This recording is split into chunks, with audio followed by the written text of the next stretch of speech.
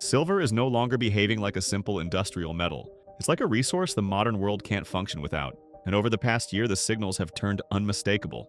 In mid-February, major South Korean banks froze silver bar sales overnight. By October, the futures curve snapped into deep backwardation, a distortion the market hasn't seen at this scale in more than 40 years. Spot prices say one thing, physical premiums say another, and delivery delays keep stretching. This pressure isn't coming from collectors. It's coming from technology solar lines, EV factories, data centers, AI servers, all pulling silver out of the system faster than mines can replace it. And households inevitably are pushed to the very back of that supply chain. So when the metal behind your power grid, your electronics, and your daily tools grow scarce, what happens to the prices you rely on? What happens to the bills you already struggle with? How prepared are you when the shortage finally reaches your life? Let's find out right now. The silver vampires. Like I just said, the culprit here is, yes, technology.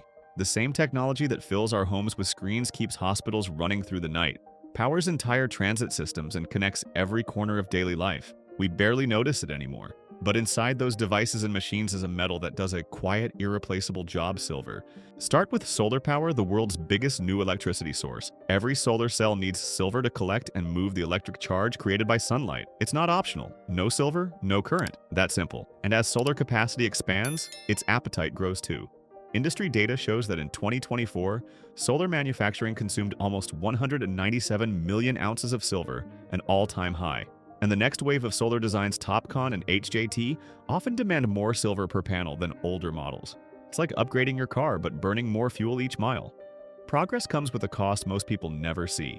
Next comes electric vehicles. A traditional gasoline car uses a small amount of silver and switches, and onboard electronics usually 15 to 28 grams. An electric vehicle needs more wiring, more sensors, more power electronics. That pushes usage up to 25 to 50 grams per vehicle. Now multiply that by global EV adoption. Multiply again by every charging station being built across cities, highways, and neighborhoods. Bit by bit, these systems pull silver in steady streams. Then there's the digital infrastructure that holds up the modern economy: AI clusters, cloud platforms, and data centers. They don't look like mines or factories. They look quiet, clean, and almost empty from the outside. But inside each rack of servers are layers of conductive paths, connectors, and signal routes. And silver helps keep those signals fast and stable.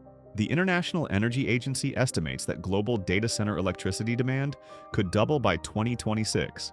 Doubling electricity use means doubling the hardware behind it, and that hardware isn't built from air. Put all of this together and the pattern becomes hard to ignore. Technology isn't nibbling at silver. It's draining it steadily like a pump that never shuts off, and the mining world isn't matching that pace. According to the Silver Institute, global demand has outstripped supply for 4 consecutive years with another deficit expected. And that brings up the real question: if these industries keep growing at this pace, where is all the silver supposed to come from? Because demand can accelerate with factories, policy, and innovation, but supply can only move as fast as the Earth allows. And once you understand how slowly new mines come online, how fragile production is, how concentrated it is, how restricted it has become, you begin to see where the real pressure point sits. The supply is dying. Let's face the naked truth. Now, the supply side is moving in the opposite direction of demand. And this isn't speculation. The Silver Institute has said it outright. Michael DiRienzo, its executive director, summarized the situation in one line: mining growth is not keeping pace with demand growth. In the language of experts, that sentence is a flare. It means the imbalance isn't passing. It's structural. Start with the most basic problem: the rock itself. Across the world's major silver-producing regions, Mexico, Peru, Bolivia, even parts of China, ore grades have been trending downward. Ore grade simply means how much silver you get per ton of rock. And for years, miners have been getting less and less. To maintain output, they must dig deeper, move more earth, and process more material. That raises energy costs, labor costs, water use, and operating expenses. Think of it like squeezing juice from an orange that's already been pressed once. You can squeeze harder, but you won't get much more out. Geography comes next. Nearly 40% of global mine supply comes from just 2 countries. When almost half of a metal's production is concentrated in 2 jurisdictions, any disruption, political tensions, regulatory tightening, labor strikes, community negotiations doesn't stay local. It cascades through the entire global supply chain. Mexico, for example, has introduced more stringent environmental and strategic minerals oversight. Peru has faced recurring political instability that affects mining output and investment. These aren't catastrophic shutdowns, but they are constant speed bumps on a road that the world hopes will move faster, not slower. But geology and geography are only half the choke point. The biggest barrier is time. A modern silver mine doesn't appear the moment demand rises. It can take 10 to 15 years before a newly discovered deposit becomes a producing asset. Exploration alone can take years. Environmental reviews can take years. Permits can take even longer. Infrastructure must be built, machinery must be installed, and financing must hold steady the entire time. Even under ideal political conditions, a decade is considered quick. Nothing about mining bends to short-term urgency. And while the world waits, deficits keep accumulating. According to the Silver Institute, the world has recorded 4 consecutive years of structural shortages, meaning global consumption has exceeded global production again and again. And experts expect another deficit. These shortfalls didn't happen because of a sudden investment craze or a one-off supply interruption. They happened because demand is rising on a steep curve while supply is stuck on a slow one. And when supply can't rise, pressure doesn't stay in the ground. It climbs upward into mining budgets, refinery schedules, shipping contracts, and eventually into factories that rely on steady material flow. Solar manufacturers feel it first when procurement contracts tighten. Battery producers face it next when raw material quotes creep upward. Data center builders hit it when simple parts start taking longer to arrive. That's where the story stops being geological and becomes practical. Because the next step is predictable when industries begin competing for the same limited material, something has to give production timelines, costs, or availability. And that's exactly where we're heading inside a real company at the moment. The supply crunch stops being numbers on a report and becomes a problem they can't ignore. When the shortage hits the factory door. To see how a silver shortage becomes something real, you don't need to look at a trading screen. You just need to look inside a factory, the kind that builds solar components, battery modules, circuit boards, anything that uses silver in small but essential amounts. These places run on routine. Materials come in, products, rollout schedules stay tight. The whole system depends on reliability. And strangely enough, the first sign that reliability is slipping comes in the quietest way possible in email. It usually says something like next quarter allocation has been revised or lead times extended due to limited availability. Sometimes it's shorter silver-bearing components now on allocation. Inside a factory, that's not an update. That's a warning. Because the moment one key material shifts, every downstream step starts tilting with it. A procurement manager checks the numbers again. A supervisor redraws a shift plan. An engineer wonders whether a redesign is even possible. No alarms go off, but everyone feels the floor move under their feet. Then the timeline creep begins. A 6-week delivery becomes 8. 8 becomes 10. Testing windows move. Assembly teams wait for parts that were always on time before, and clients start asking uncomfortable questions no one can answer cleanly. Next comes the cost drift. Not a spike, just slow, steady pressure. A small surcharge here, a higher minimum order there, revised quotes that arrive more often than they used to. It's the kind of thing companies try to absorb quietly, hoping it settles down. But it doesn't settle. It compounds. Before long, managers are sitting in meeting rooms asking the same questions. How do we keep production steady with shrinking material flow? How far can we stretch inventory without risking shutdowns? Which customers get priority if supply gets tighter? Engineers begin discussing changes that reduce silver use. Operations teams build backup schedules. Finance teams adjust forecasts. No one is panicking, but everyone is adapting, because at this point, adaptation is the only option. And this is where the macro story from earlier becomes painfully real.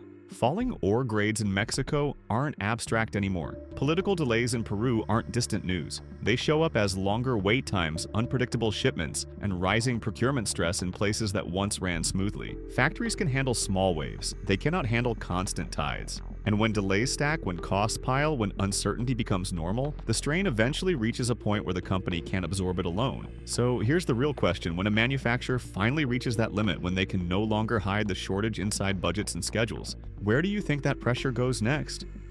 Pressure reaches every home. You must have felt the answer. That's right. It's you, me, all of us. Because when factories can't absorb the strain anymore, the weight doesn't vanish. It slides quietly into the world we live in, into the things we buy, the repairs we schedule, the services we expect to run smoothly. And the strange part is, most people don't realize they're already feeling it. They just call it bad timing, or everything's slower now, or stuff's getting expensive again. Take something as simple as a home repair. A family in Arizona recently needed a replacement inverter for their rooftop solar setup. Nothing special, a standard unit that used to arrive in under a week. This time, 4 weeks. No explanation beyond supplier delay. The homeowner shrugged it off at first, but after a few calls, he finally said, I don't know what's going on anymore. Everything takes longer, everything costs more, and no one tells you why. Or consider electronics, the everyday devices we depend on without thinking. A laptop repair that once took 3 days suddenly needs 12 because a tiny silver-bearing connector is back-ordered. A car dealership postpones EV maintenance because they're still waiting on a batch of parts stuck somewhere between a mine, a refinery, and a supplier. Even something as small as a smart thermostat or a home battery module can sit in a warehouse longer than expected, waiting for components that haven't arrived yet. These aren't disasters. No headlines, no emergency alerts. They're friction slow, steady, irritating friction, and that's exactly how real shortages announce themselves. Not with sudden shocks, but with longer lines. Longer waits, higher bills, and a growing sense that the world isn't running as smoothly as it used to. Then come the subtle price changes. A solar installer quietly adjusts service fees. A hardware store lists certain electronic components higher than last season. A repair shop adds a supply adjustment on the invoice that wasn't there before. It's never dramatic enough to make the news. It's just enough to make life feel heavier. You end up spending more time waiting, more money replacing, and more energy trying to understand why everything around you seems to be inching in the wrong direction. And behind these small inconveniences is the same chain reaction that started deep underground. Falling ore grades in Mexico and Peru don't sound like our problem. Regulatory delays in South America don't sound like our problem. A 2-week extension on a supplier's lead time doesn't sound like our problem. But eventually, every delay, every shortage, and every cost increase finds its way outward until it reaches the front door of a household that wasn't part of any of those decisions. People feel it long before they understand it. That low, constant squeeze, the rising unpredictability, the sense that the margin of comfort in everyday life is thinner than it used to be. And as this pressure builds, something else begins to shift, not just in homes, but across entire industries. Companies start rethinking designs, altering production plans, and searching for alternatives. Some adapt, some struggle, some fall behind. Which brings us to the next part of this story, how whole sectors begin reshaping themselves when a single essential metal grows tighter than anyone expected. When industries start to bend. When shortages stop being temporary, industries don't wait for the market to calm down. They adjust themselves, quietly at first, then visibly, and eventually in ways that reshape entire sectors. Because companies can handle a few rough months, what they can't handle is a resource squeeze that keeps returning year after year. The first response is almost always redesign. Engineers gather in small conference rooms pulling apart product diagrams to see where silver can be reduced. Maybe a circuit can use a thinner layer, maybe a connector can switch to a cheaper metal, maybe a manufacturing step can be reworked to stretch each gram further. None of these decisions are ideal. Silver is used because it performs better than almost anything else, and replacing it usually means sacrificing efficiency or durability. But when material becomes harder to secure, companies start making compromises they wouldn't have considered before. After design changes comes the slowing of timelines. Large-scale solar projects push installation schedules into the next quarter. Telecom companies delay infrastructure upgrades because components aren't arriving in the quantities promised. EV manufacturers quietly adjust production targets, not because demand has fallen, but because one missing part can stall an entire line. These delays don't make front-page news. They just accumulate layer upon layer until whole sectors begin operating at a slightly more fragile pace. Costs shift right behind them.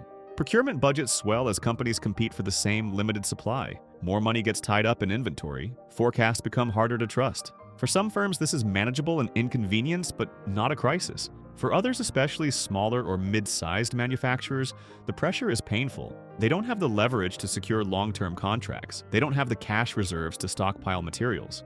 They feel every fluctuation directly without the cushion larger corporations enjoy. This is when the landscape starts to change. Big players negotiate multi-year agreements with mining companies locking in priority access. Smaller competitors find themselves squeezed out of the bidding process entirely. Some step back from certain product lines. Others leave the market. Consolidation rises not because it is planned, but because scarcity naturally rewards size, scale, and bargaining power. And somewhere along this timeline, industries stop thinking in terms of shortages and start thinking in terms of survival. Companies begin taking steps they once considered unnecessary.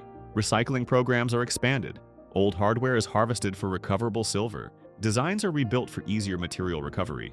Meetings once focused on sales and innovation now include long discussions about supply risk and material strategy. None of this happens with dramatic announcements. It happens slowly, steadily, almost quietly, like watching a coastline shift centimeter by centimeter until one day you realize the shape has changed.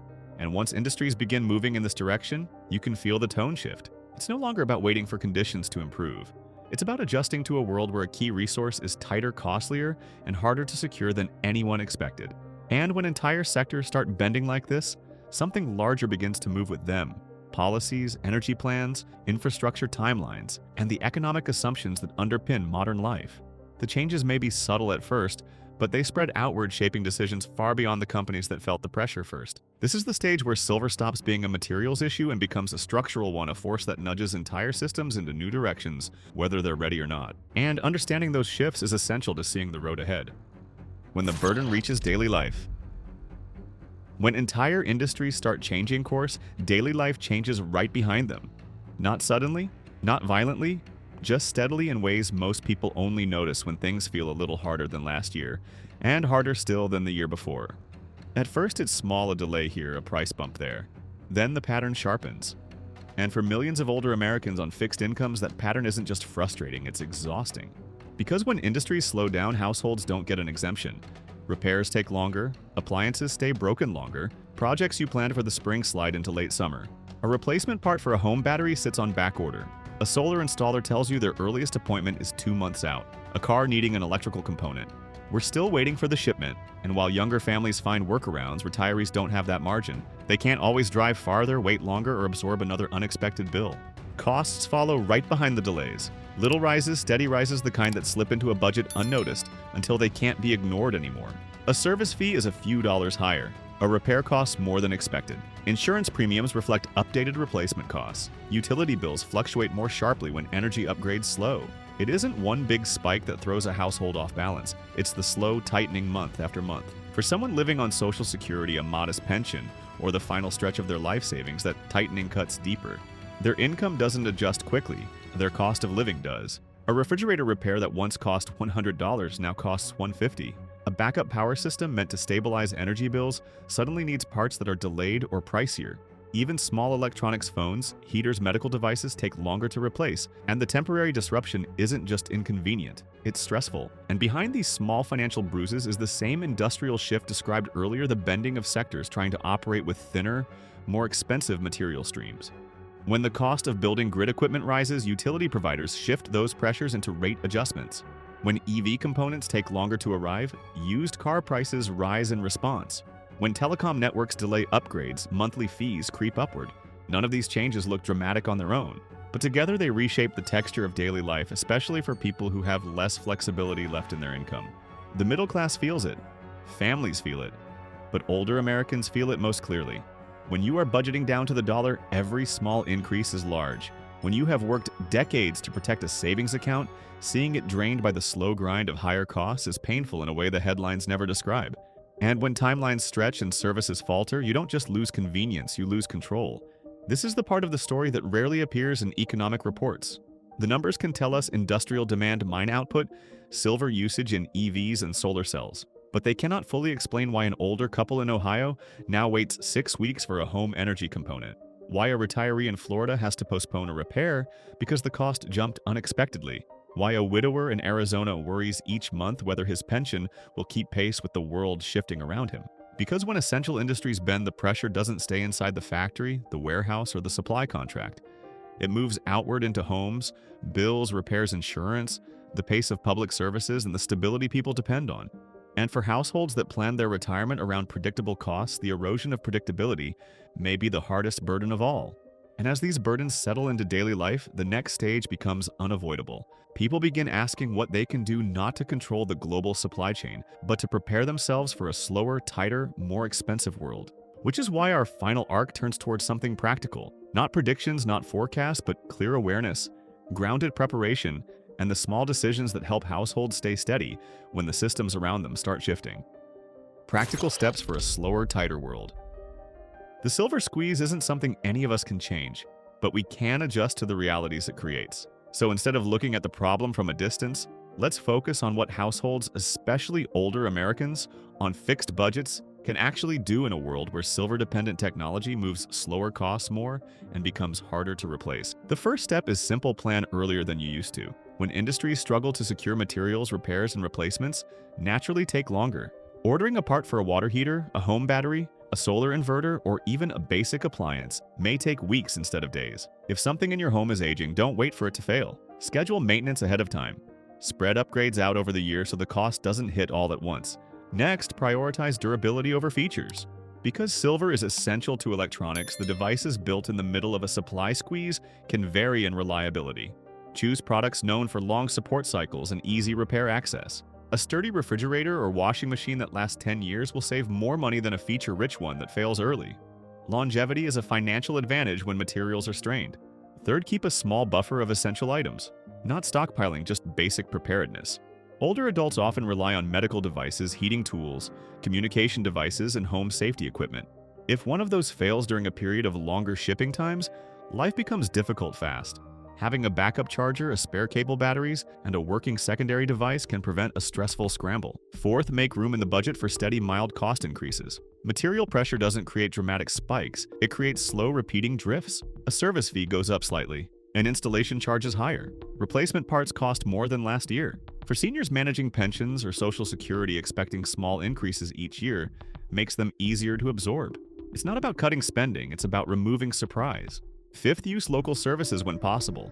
Local repair shops often source parts through networks that move faster than national chains. They may also diagnose issues early, preventing failures that lead to long waits. Community energy programs and senior resource centers can also help with rebates or support services that soften the impact of rising repair and replacement costs. Sixth, maintain critical household systems. Anything electrical, HVAC units, home batteries, solar controllers, mobility devices, essential appliances depends on silver-containing components. Keeping them clean, serviced, and updated reduces the chance of unexpected breakdowns at a time when replacement parts are slower to obtain. Finally, adopt a planning mindset, not a fearful one. Nothing in this situation requires panic. It simply rewards being early, being organized, and choosing reliability. The pressures created by the silver shortage show up quietly in timelines and fees, in the pace of basic services. Knowing that gives you the advantage of preparing without stress. Because in a slower, tighter world, stability doesn't come from predicting what happens next. It comes from small, steady choices that keep your household comfortable, prepared, and in control, even as the systems around us adapt to having less of the metal they once relied on. We've followed this story from the mines to the factories, from the supply lines to everyday homes. And if there's one lesson hidden inside all of it, it's that the modern world is far more connected than it looks. A strain on a single metal can slow technology, shift industries, and change the rhythm of daily life. But knowing that gives us perspective. It reminds us that the challenges we face aren't signs of personal failure, they're the result of systems adjusting to real pressure. Staying informed doesn't remove uncertainty, but it does replace confusion with clarity. And clarity makes room for better choices, steadier planning, and a calmer outlook on the road ahead. Thank you for spending this time with us today. Stay thoughtful, stay patient, and take care of yourself and the people around you. The world is changing, but we move through it one clear step at a time. This video does not promote division within the United States or encourage litigation. All content is presented for the purpose of exploration, analysis, and fostering discussion based on current events, public sentiment, and social trends. We fully respect the United States Constitution and all federal regulations. If today's analysis made you think, drop a comment so we can keep the conversations going. And don't forget to like, subscribe, and hit the bell so you will never miss our next independent deep dive.